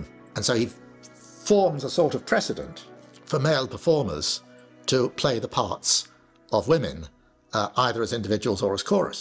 And it was helpful, I think, that comedy enabled people to legitimately laugh at their gods. You have the development of drama and theatre, and that's something that really expands within the 5th century. It becomes a very important cultural force and something that has left an enormous legacy within world culture. Their gods are to do with pleasure. You have Aphrodite, who is this wonderful god of erotic attraction. You have Dionysus, who's the god of drinking deep at the symposium, drinking his wonderful wine and going to the theatre, which they invent as a form of recreation. They loved to dance. The Romans had a rather different attitude, although they did have a great amount of luxury, especially in the richer ends of society. It was rather decadent. And they also had this strong philosophical ethics of stoicism and self-control and resilience and manliness and so on. Where we're coming from, especially the sort of post-Christian world, is an appreciation that humans have drives and instincts which can be glorious, and the fulfillment of them is something that brings us pleasure every day. And we find this much more reflected, that non-judgmental attitude to fun. We find that much more reflected in ancient Greek sources than in ancient Roman, or indeed in any other ancient civilization. There was simply no shame attached to the fact that you got a sex drive, or you love delicious food, or you loved having drinking parties with your friends and telling each other stories and singing songs. They didn't feel the need to cover it up. I think we're all addicted to pleasure, it's just we're not as honest about it as the ancient Greeks were. Ερείπια θεάτρου μπορεί να βρει κανείς σήμερα σε διάφορες τοποθεσίες σε όλη την Ελλάδα. Ένα από τα πιο διάσημα και καλύτερα διατηρημένα θέατρα βρίσκεται στην Επίδαυρο, το οποίο προσελκύει πλήθος κόσμου από την κατασκευή του θεάτρου στα τέλη του 4ου αιώνα π.Χ. Αρχικά χτίστηκε για να φιλοξενεί τελετές προς τιμήν του θεού της ιατρικής του Ασκληπιού, του οποίου το θεραπευτικό κέντρο βρισκόταν κοντά. Η ενσωμάτωση του θεάτρου στο τοπίο και ο άψογος σχεδιασμός του δημιούργησαν εξαιρετική ακουστική. Ως ένα από τα καλύτερα διατηρημένα παραδείγματα κλασικού ελληνικού θεάτρου, ο διάσημος χώρος χρησιμοποιείται ακόμα και σήμερα. It was almost the only form of poetry that was regularly performed to gatherings numbering in the thousands. But let us see what a dramatist had to be. He had to be a poet and a director and a choreographer and a composer and a set designer and originally also an actor. I don't think that there was any professional of any sort in the Greek world who had to have a wider range of skills. Επιστρέφοντας στην Αθήνα, η Ακρόπολη προσφέρει μια έξοχη θέα της πόλης σήμερα όπως πάντα. Στην αρχαιότητα η καρδιά της χτυπούσε στις πλαγιές, στο χώρο που σήμερα είναι γνωστός ως η αρχαία αγορά. Η αγορά έχει καταστραφεί, λαιλατηθεί και εξαναχτιστεί αρκετές φορές κατά τη διάρκεια της ιστορίας της. Σήμερα συναντάμε μια ανακατασκευή του τότε αρχαίου τεράστιου εμπορικού κέντρου της πόλης.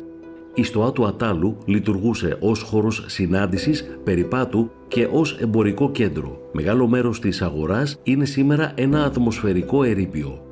Στην περιοχή δεσπόζει ο γιγάντιος καλοδιατηρημένος ναός του Ηφαίστου, του θεού της φωτιάς και της επεξεργασίας του μετάλλου. Είναι το καλύτερο παράδειγμα σωζόμενου δωρικού κτηρίου σε όλη την Ελλάδα. Εδώ βρισκόταν επίσης το κέντρο της Αθηναϊκής Δημοκρατίας, όπου οργανώνονταν οι σημαντικότερες πολιτικές λειτουργίες της πόλης και όπου κάποτε περπατούσαν ο Σωκράτης και ο Περικλής και απευθύνονταν στα πλήθη. The Athenians are the ones who really extend the idea of who is allowed to contribute politically. Different communities had experimented with different ideas. So in some communities you would have essentially a tyrant ruling, and it's really one man and their family who are ruling. That had broadened out, so you ended up with oligarchies ruling, which could be more or less narrow or broad. And it was in Athens that they experimented with broadening that right out so that it was every free male citizen of age who was able to contribute. And that really was quite a radical idea. The idea that it wasn't just your finances that should determine whether or not you had a say in the running of the community.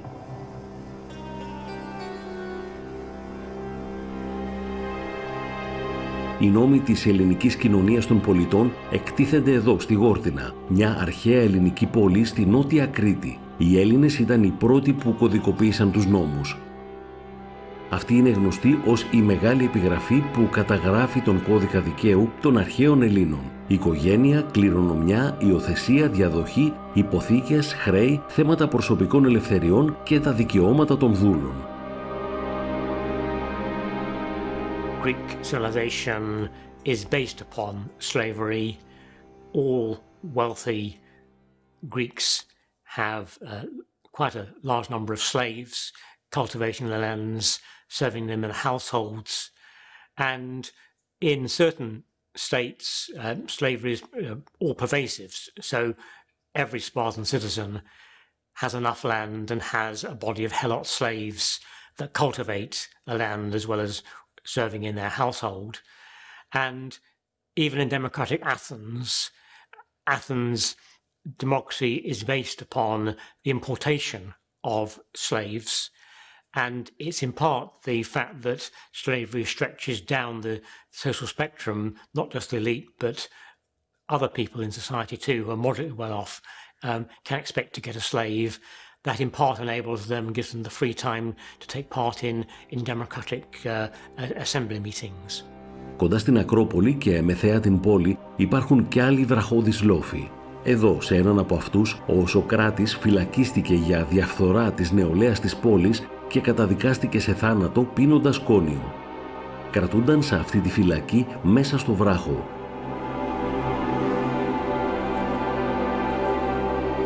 Ο Σωκράτης δίδαξε τον Πλάτωνα που ήταν ο καλύτερος μαθητής του, ο οποίος με τη σειρά του δίδαξε τον Αριστοτέλη που δίδαξε τον Μέγα Αλέξανδρο. Σε κοντινή απόσταση και μεθαία την πόλη, μια άλλη βραχώδης προεξοχή, η Πνίκα, η οποία θεωρείται ως το λίκνο της δημοκρατίας. Ήταν το σημείο όπου άλλοι Έλληνες σοφοί και μεγάλοι ρήτορες, όπως ο Θεμιστοκλής, μιλούσαν στους Αθηναίους για τη δημοκρατία, τα δικαιώματα των πολιτών και την πολιτική. Τα επιτεύγματα και ο πολιτισμός των αρχαίων Ελλήνων έχουν ακόμη και σήμερα εξέχουσα σημασία για τον δυτικό κόσμο.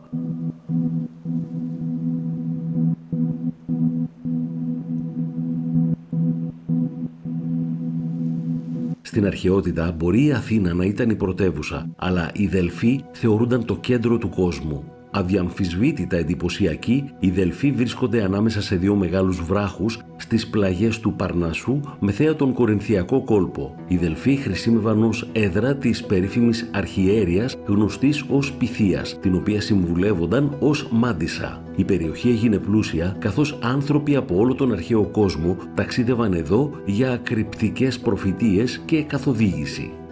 Στην καρδιά τους βρίσκεται το ιερό του Απόλλωνα, ενός από τους σημαντικότερους θεούς των αρχαίων Ελλήνων, γιου του Δία. Ο χώρος διαθέτει επίσης το ιερό της Αθηνάς και το στάδιο όπου διεξάγονταν οι προκάτοχοι των σύγχρονων Ολυμπιακών Αγώνων, οι Πύθιοι Αγώνες.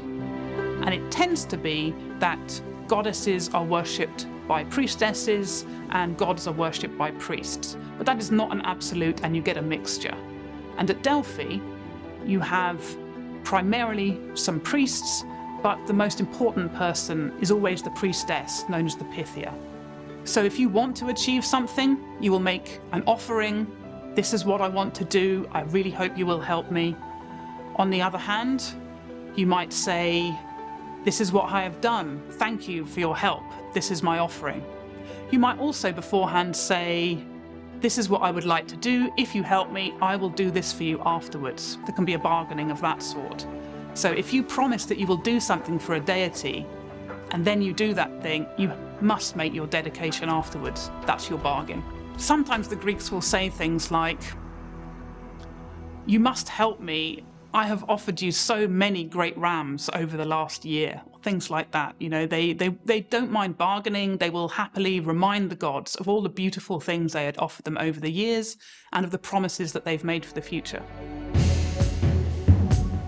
Οι αρχαίοι Έλληνες αγαπούσαν να διαγωνίζονται. Η αρχαία ελληνική μυθολογία βρήθη τέτοιων στοιχείων όπως ο πόλεμος, η τέχνη, το θέατρο. Δεν είναι καθόλου παράδοξο ότι οι αθλητικοί αγώνες καθιερώθηκαν από τους Έλληνες.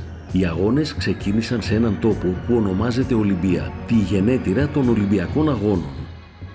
The early archaic poet Hesiod says that life is dominated by strife, and that there are two types of strife. There's a bad strife that produces evil, war and battles, and a good strife that makes lazy people get up and do some work. And so he says that you find potters striving against potters, carpenters against carpenters, beggars against beggars, bards against bards. So this is a sign that striving against each other, competing, is fundamental to each society at all levels. These very unhypocritical Greeks can seem very harsh. They like to have competitions in everything and establish who is the best, right? There is always a ladder, there's always a set of rungs to find out who is the king of the castle in any particular sphere. And in their earliest poems even, that is very much reflected. You know, Achilles is the best of the Achaeans, he's the fastest runner, you know, the biggest killer. Helen of Troy is the most beautiful woman that the world has ever seen. So one aspect of it is actually quite harsh, that, you know, they have no time for losers. But another aspect of it is that because they were constantly competing with each other, whatever it was in, whether it was athletics competitions like the ancient Olympics, whether it was in theatre, whether it was in good looks, we know they had beauty competition, the very rivalrous nature of it meant that they became more excellent because they were constantly trying to outdo each other. It becomes a mark of honour for them to become first. And I stress becoming first because in the ancient ago, in the ancient contest, there are no silver medals, there are no bronze medals. You either win or you're a loser. So you may get all the way through the rounds to the final in the Olympic Games, in more other competitions. But then if you lose that final, you don't get a silver medal. You go away in disgrace because you've been defeated. It's winner takes all. The Greeks are very interested in the excellence of the body. This is why they're so interested in training the body. This is why they develop different sports, different athletics in particular, to train the body to achieve excellence. But how do you know you are excellent? You know you are excellent when you compete against others, especially if you compete against the best from other communities. The Greeks had over 1,000 city-states in the classical and Hellenistic period. That is an incredible number of different settlements, every single one of which had a slightly different identity.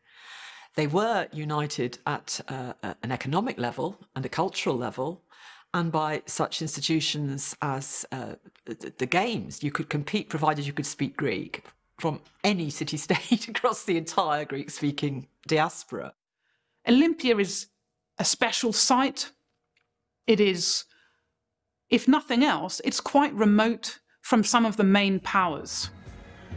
Εδώ, ξεκινώντας πριν από 2.500 χρόνια, οι αγώνες διεξάγονταν κάθε 4 χρόνια για σχεδόν 1.300 χρόνια, μέχρι που τερματίστηκαν από τους Ρωμαίους. Πολλές παραδόσεις που αποτελούν σήμερα μέρος των σύγχρονων Ολυμπιακών Αγώνων διαμορφώθηκαν εδώ.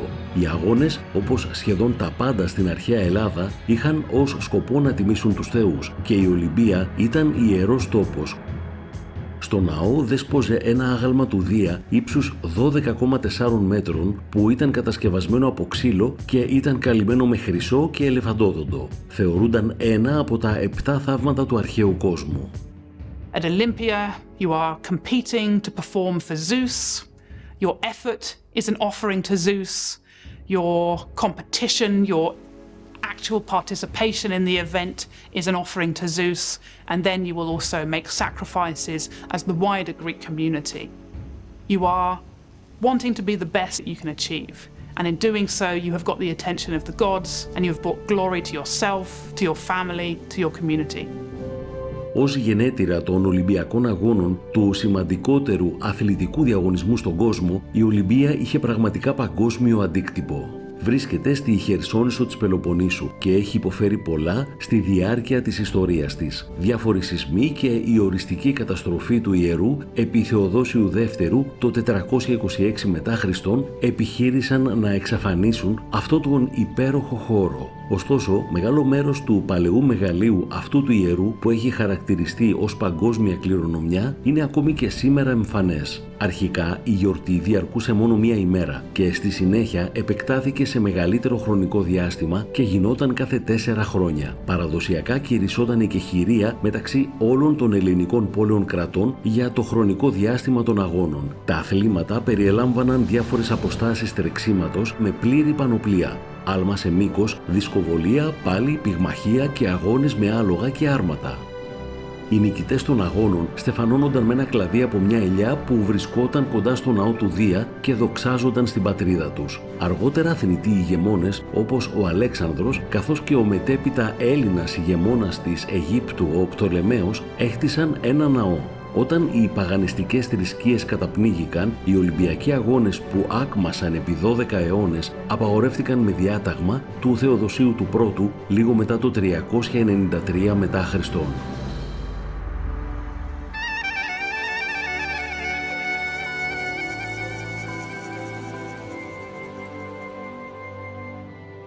He is, by all accounts, a man of enormous intellect. He is a man of enormous personal charisma, and he's a man of enormous physical bravery. You need all of those things if you are going to be a military leader. Ο Αλέξανδρος ήρθε στην εξουσία μετά τη δολοφονία του πατέρα του, Μακεδόνα βασιλιά Φιλίππου, ο οποίος είχε ξεκινήσει την κατάκτηση της Ηπειρωτικής Ελλάδας. Ο Αλέξανδρος προχώρησε περαιτέρω, επεκτείνοντας την αυτοκρατορία του και ισοπεδώνοντας την Περσέπολη, την πρωτεύουσα της πανίσχυρης Περσικής Αυτοκρατορίας, η οποία μόλις 150 χρόνια νωρίτερα είχε εισβάλει στην ελληνική ενδοχώρα. Στη συνέχεια επεκτάθηκε ακόμη πιο ανατολικά, φτάνοντας μέχρι τα Ιμαλάια στην Ινδία και νότια στην Αίγυπτο, αξιοποιώντας νέες στρατιωτικές τακτικές και τεχνολογία. The great siege machines that the Macedonians brought in the 4th century enabled them to actually not have to besiege cities. They're called siege machines. All they had to do was roll one of these up. And because it could hurl massive rocks and break up even the most thickest 10-foot solid ramparts, people just had to give in. They didn't bother. Μέχρι τον πρόωρο θάνατό του, ο Αλέξανδρος είχε δημιουργήσει μια πανίσχυρη αυτοκρατορία που εκτεινόταν σε μεγάλο μέρος της Κεντρικής Ασίας και της Μέσης Ανατολής. When Alexander died, he reportedly said that he was leaving the empire to the strongest. So this very Greek idea of the best, the most powerful, was going to inherit it. Unfortunately, there wasn't a clear, outstanding figure who was the strongest. So the empire almost immediately broke up into various kingdoms and fiefdoms.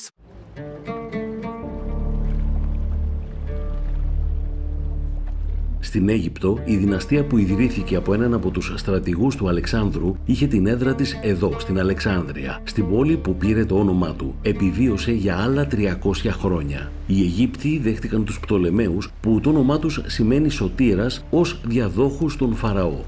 An advantage for the Ptolemies was that the Persians had not been at all popular there. The Egyptians had had several revolts and tried to get rid of the Persians. So Alexander was welcomed when he arrived. He was welcomed as liberating them. And that made it a natural next step for somebody to come in and replace Alexander. The Egyptians didn't really have the opportunity to flex their own muscles and become their own independent power again.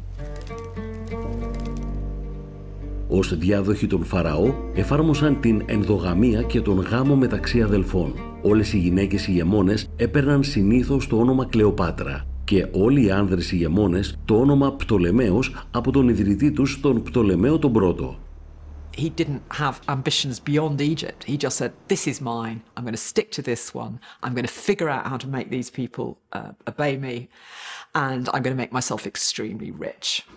The others tended to fight with each other all the time over different border struggles and so on. There were the Seleucids, there's Antipater, and constant wars between them, which made them much more vulnerable to Roman conquest by the 2nd century BCE. Egypt was extraordinary, and it nearly won. And when Cleopatra and Mark Antony were defeated at the Battle of Actium in 31 BCE, they were very close to making Egypt, not Rome, the centre of the Roman Empire. It was a very close shave. So all credit to Ptolemy I for working out very quickly where he could make an empire. You could say that Greek-speaking regime in Egypt was one of the most important Greek-speaking empires, and it did last for 300 years. Even though we cannot call it the Greek Empire, it was the Ptolemaic Egyptian Empire. Ο Πτολεμαίος είχε κληρονομήσει τα πανίσχυρα μνημεία της μεγαλύτερης αυτοκρατορίας του αρχαίου κόσμου, αυτής των Φαραώ, αλλά άφησαν πίσω τους ένα δικό τους μεγάλο μνημείο. Ο φάρος της Αλεξάνδρειας έχει υπολογιστεί ότι είχε ύψος τουλάχιστον 100 μέτρα. Ένα από τα 7 θαύματα του αρχαίου κόσμου, για πολλούς αιώνες ήταν μεταξύ των ψηλότερων τεχνητών κατασκευών στον κόσμο. Ο Πτολεμαίος ο πρώτος ανέθεσε την κατασκευή του φάρου προκειμένου αυτός να καθοδηγεί τα πλοία στο λιμάνι τη νύχτα, αλλά δεν ολοκληρώθηκε μέχρι τη βασιλεία του γιού του, Πτολεμαίου του δεύτερου. Θεωρείται ότι χτίστηκε κυρίως με συμπαγείς όγκους ασβεστόλιθου και γρανίτη, ενώ ο πύργος στεφανωνόταν από ένα άγαλμα του Ποσειδώνα ή του Δία. Ένας καθρέφτης στην κορυφή αντανακλούσε το φως του ήλιου κατά τη διάρκεια της ημέρας, ενώ τη νύχτα άναβε φωτιά για να αποτρέψει τα πλοία. Επλήγη και στη συνέχεια καταστράφηκε ολοσχερός από διαδοχικούς σεισμούς τον 8ο και τον 10ο αιώνα. Ο σχεδιασμός του ενέπνευσε πολυάριθμα αντίγραφα σε όλο τον κόσμο. Η ελληνική επιρροή εξαπλώθηκε σε ολόκληρο το μεσογειακό κόσμο. Πόλεις όπως η Απάμια στη σημερινή Συρία, η Έφεσος στην Τουρκία και η Παλμύρα στη Συρία αποτελούν κράμα ελληνικών ριζών και τοπικών επιρροών.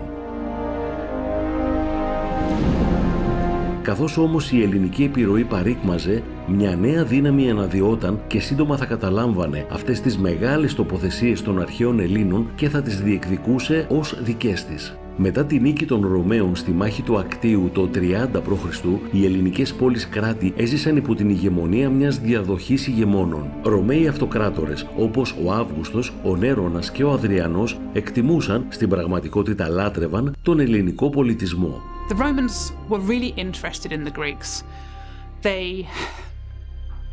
Maybe it's too strong to say they had an inferiority complex, but they were very conscious that the Greeks were more culturally sophisticated than them, that they had a greater range of literary forms, that they were more advanced in medicine and other forms of science. So they became very interested in adopting some of their architectural forms, adopting some of their religious forms. At the very point where the Roman Republic in the 2nd century BC is acquiring control over the Eastern Mediterranean, it's also taking on board Greek learning, and a lot of leading Romans are educating their children in Greek. They're bringing over Greek philosophers to teach their young men. And after the final dominance of Rome, when the Roman Empire embraces the Greek world too, Greek becomes a common language throughout much of the empire, and Greek culture spreads throughout the Roman Empire too. Η ρωμαϊκή περίοδος είναι ορατή στην Αθήνα σήμερα από το μνημειώδες οδείο Ηρόδου του Αττικού στις πλαγιές της Ακρόπολης μέχρι τα μνημεία του Αδριανού, τον τεράστιο ναό του Ολυμπίου Διός, το μεγαλύτερο στην Ελλάδα που κάποτε είχε πάνω από 100 γιγάντιους κορινθιακούς κύονες. Σήμερα έχουν απομείνει μόνο 15.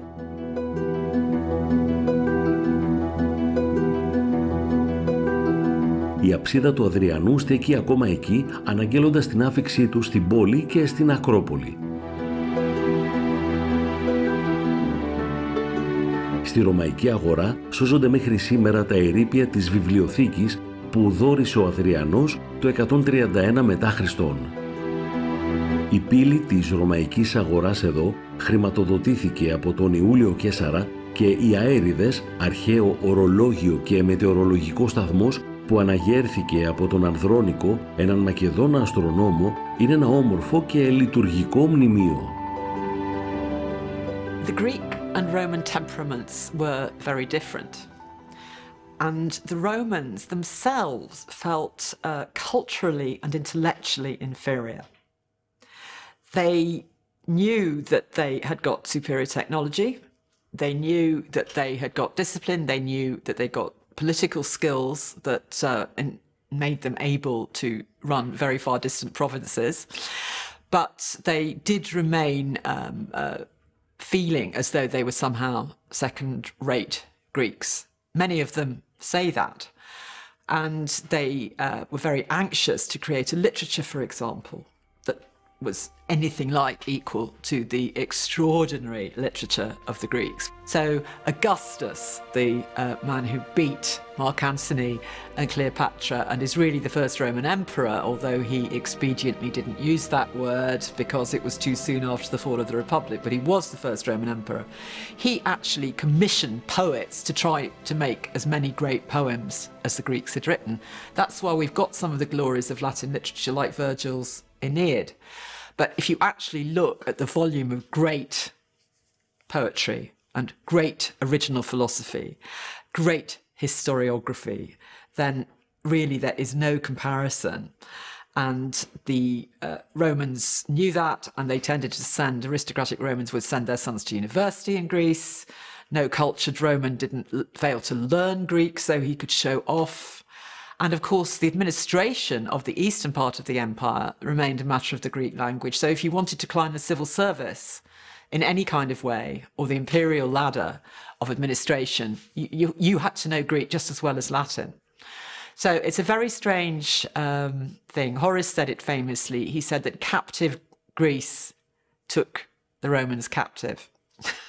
So the culture that wasn't the dominant political one, wasn't the governing class, somehow or other exerted a very different kind of soft power, which the Romans both envied and resented. Οι Ρωμαίοι κατέκτησαν επίσης την Κρήτη και εγκατέστησαν μια παρουσία εδώ στη Γόρτινα. Ακόμη και αρχαίες τοποθεσίες όπως η Ηλίτος και το νοτιοδυτικό τμήμα του νησιού κατακτήθηκαν.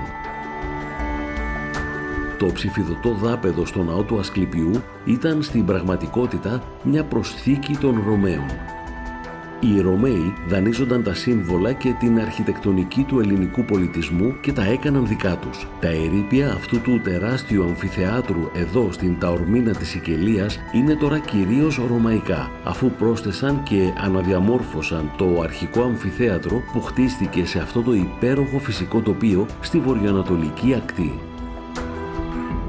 The Greeks were regarded as perhaps a past power. So even though they were still very culturally active, very dynamic, very interesting in all sorts of ways, by the time the Romans had achieved great imperial status and had a great deal of territory, they regarded themselves as the new power, they regarded the Greeks as a little bit past it perhaps, and they regarded themselves as the inheritors of what Greece had achieved. So they saw themselves as taking Greek culture forwards in a new Roman way.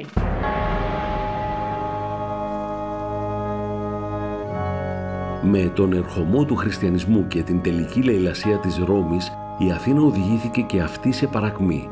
Οι παγανιστικοί ναοί έκλεισαν, όπως και οι φιλοσοφικές σχολές. The pagan Greek culture that had endured from the Mycenaeans through the classical period, through the Macedonians and all through the Roman Empire started to wither away with the arrival of Christianity as actually the official state religion of the Roman Empire. And it is in the late 4th century that the pagan temples are closed and we begin to see all the philosophical schools being closed.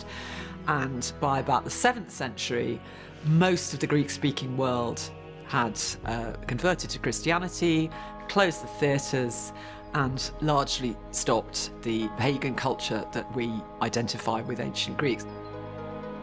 There seems to have been a thirst for a religion that could speak to the poor, that could speak to slaves, that had a promise of an afterlife if you were enduring great poverty. There does seem to have been a sort of moral shift or a shift in sensibility and a desire also for a faith that is all-consuming. This is one of the very notable things about the early Christians. They talk about being embraced by the Spirit of God, by Christ, that's living in this faith. There's nothing like that in pagan antiquity. You have a very, very few strange mystery cults. Μετά την άλωση της Ρώμης τον 5ο αιώνα, η αυτοκρατορία συνέχισε να ζει στην Ανατολή με τη χριστιανική πλέον πρωτεύουσά της, την Κωνσταντινούπολη. Με την πάροδο των αιώνων, αυτή η Ανατολική Ρωμαϊκή Αυτοκρατορία έγινε η Αυτοκρατορία του Βυζαντίου. Αυτή ήταν μια χριστιανική αυτοκρατορία που επιβίωσε για περισσότερα από 700 χρόνια και η γλώσσα και ο πολιτισμός της δεν ήταν κατά κύριο λόγο λατινική, αλλά ελληνική. Οι Βυζαντινοί ήταν υπεύθυνοι για τη διάσωση και την καλλιέργεια πολλών θησαυρών από τον αρχαίο ελληνικό κόσμο. We hear, for example, of a patriarch, a Greek bishop, who destroys many of Sappho's poems, which are about homoerotic love. But the more respectable of the ancients, like Plato and the less shocking Greek tragedies and so on, were beautifully copied out over and over and over again in the monasteries of the Byzantine Empire, just long enough to survive, to be taken off to Italy just before the Ottomans burnt the libraries of Constantinople. That in itself is an incredible story. And then they, of course, got into print because the printing press is invented in the middle of the 15th century as well. So we're incredibly lucky. Nobody read Homer for 1,000 years in the Christian West. I mean, it was only because the manuscripts of Homer were rescued in time to get printed from the Ottomans. It was all a really, really close run thing. But we've got about 1/10, we think, of all the great cultural output. And we have various heroic Greek scholars who brought these texts to Italy in the medieval period to thank.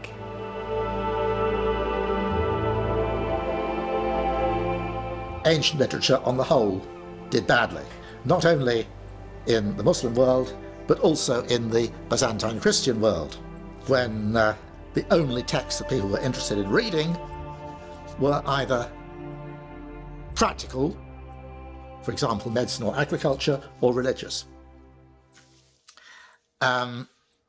However, there was one exception, and that was the schools. The schools went on having the same curriculum that they'd always had, and that included Homer, tragedy and comedy. And thanks to that, a selection of the, well, I won't say the best plays, because we don't know that, but of the plays that formed the standard school curriculum was preserved through the Middle Ages for 4 of the 5 greatest dramatists. Αφότου η Αθήνα λαιλατήθηκε από τους βαρβάρους, η Ακρόπολη και ιδιαίτερα ο Παρθενώνας μετατράπηκαν σε ερείπια κατά τη διάρκεια των σκοτεινών αιώνων. Ο Παρθενώνας στη συνέχεια μετατράπηκε σε εκκλησία από τους Βυζαντινούς και στη συνέχεια σε τζαμί από τους Οθωμανούς πριν μια πυρκαγιά τον καταστρέψει υπό τους Βενετούς. And so, particularly after the Renaissance, there was this interest, this renewed sense of the importance of, if we want more knowledge, if we want more sophisticated thinking, more sophisticated art form, more sophisticated literature, we need to return to the past and look at just what they achieved and how they did it. And that really puts European focus on Southern Europe, particularly on Greece.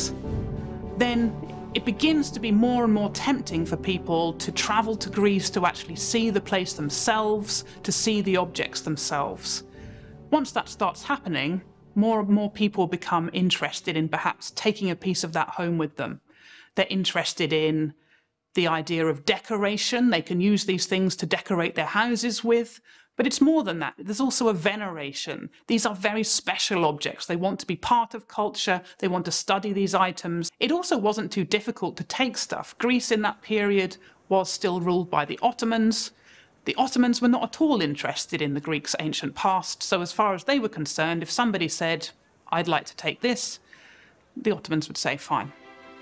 Η μερική καταστροφή του Παρθενώνα πυροδότησε μια περίοδο κατά την οποία οι Ευρωπαίοι τυχοδιώκτες, εμπνευσμένοι από ένα ανανεωμένο ενδιαφέρον για τα κλασικά έργα, καρπώνονταν τους θησαυρούς του Παρθενώνα. Ο Γάλλος πρόξενος στο Παρίσι έδινε οδηγίες στους εξερευνητές που κυνηγούσαν θησαυρούς. Πάρτε ό,τι μπορείτε, αδράξτε κάθε ευκαιρία να λαιλατίσετε ό,τι μπορείτε στην Αθήνα και στην επικράτειά της. Μη λυπηθείτε ούτε τους νεκρούς ούτε τους ζωντανούς. Ιδιαίτερο ενδιαφέρον είχαν οι εντυπωσιακές ζωφόροι του Παρθενώνα, οι οποίες κατέληξαν σε εξοχικές κατοικίες και τελικά σε μουσεία στο Λονδίνο και στο Παρίσι, όπου βρίσκονται ακόμη και σήμερα. Λίγα χρόνια αργότερα, ο Λόρδος Έλγιν, ο Βρετανός αντιπρόσωπος στην Αθήνα, έπεισε τους οικοδεσπότες του να τον αφήσουν να πάρει και εκείνος ένα μερίδιο. 19 γλυπτά του αετώματος και 56 πλάκες της ζωφόρου απομακρύνθηκαν και μεταφέρθηκαν στο Λονδίνο. Το πίσω μέρος των πλακών της ζωφόρου, αφού πριονίστηκε, προκάλεσε περαιτέρω ζημιές στη δομή του Παρθενώνα. The empires that were competing with each other for world domination, so Britain, France, Spain, competed in ransacking the sites of classical antiquity in which they recognized their imperial ancestors of Romans and Macedonians. And so the race began to get as many of their massive artifacts into the museums of Northern Europe, like the Louvre and the British Museum, as they could. And it was a direct competition. Lord Elgin was very aware of the things that Napoleon was gathering from Egypt and putting in museums in France. And there was a very strong desire after Waterloo, which is when those marvels go on display in the British Museum. There was a very strong desire to put two fingers up to France as much as to anything else. When the Germans came along later, they did exactly the same, and the whole Pergamon altar was like shifted off to Berlin. So it's quite interesting to see how the looting and pillaging of local antiquities that went on in a very cynical way, which is of course now very much up for examination, and many places are calling for the restoration and return of their most important artifacts. But that is directly rooted in the history of European imperialism. It becomes inseparable from ancient imperialism in that circle. I think the main reason that the temples of the Acropolis, the whole complex, is still so staggering, even after 2,500 years, and even after various appalling things happen, like being blown up and only partially restored, even after Lord Elgin brutally crowbarred the marbles off the temple and brought them to England, even after all that, it takes the breath away. You only have to talk to anybody who has ever made that momentous walk up the Acropolis to the great propylaea, the great gate that you have to enter. There's a psychological experience of ascending those steps, and you go through the gate and you see the Parthenon. Even now, it's jaw-dropping. Οι Έλληνες δεν είχαν ποτέ τη γεωπολιτική δύναμη που είχαν οι Ρωμαίοι ή οι Πέρσες, αλλά η πολιτιστική επιρροή τους ήταν τεράστια. Μια αραιή ομάδα πόλεων και εθνοτήτων που πολεμούσαν μεταξύ τους πολύ περισσότερο από ότι ήταν ενωμένες, συνδέονταν με έναν κοινό πολιτισμό που παρήγαγε μερικά από τα μεγαλύτερα βήματα στην ιστορία της ανθρώπινης σκέψης. Θα χρειαστούν αιώνες για να τους φτάσουν οι μεταγενέστεροι λόγοι και πολιτισμοί. Η επιρροή τους στους Ρωμαίους έχει αφήσει ένα αξιοσημείωτο αποτύπωμα σε τόσες πολλές πτυχές της σύγχρονης εποχής. Philosophical treatises, history writing in a complex analytical way, geography, biography, autobiography, medical treatises, scientific treatises of all kinds, literary criticism itself, that is criticism of the literature, tragedy, comedy, lyric love poetry, satire, and the novel. For hundreds of years, if you wanted to know something about science or literature, you turned to antiquity for the sheer sophistication that was available. And that really wasn't surpassed for a very long time. Culturally, you could say perhaps never, but scientifically, not until really very recently. We've got plays that are still performed in the professional repertoire. We've got epics like the Odyssey that underlie the most important novels ever written, like James Joyce's Ulysses. We've got political theory like Plato's Republic and Aristotle's Politics that every politics major still has to read in their first year at university. It is an extraordinary legacy. Αφήγηση Βασίλης Μπακογιάννης. Η ηχογράφηση και η τεχνική επεξεργασία έγινε στα στούντιο της Video Press.